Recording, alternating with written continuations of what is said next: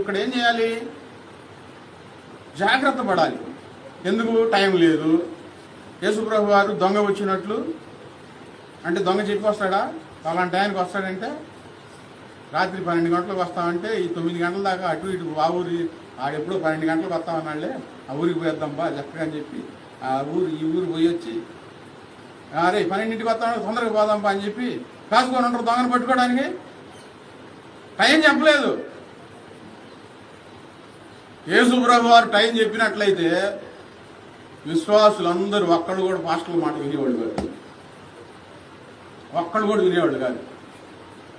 ఇంకా టైం ఉందిలే.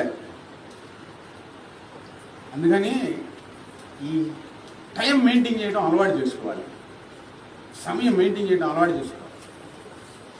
చిన్నప్పుడు ఏదో దేశంలో అమెరికా దేశం అనుకున్నాం. నేను 12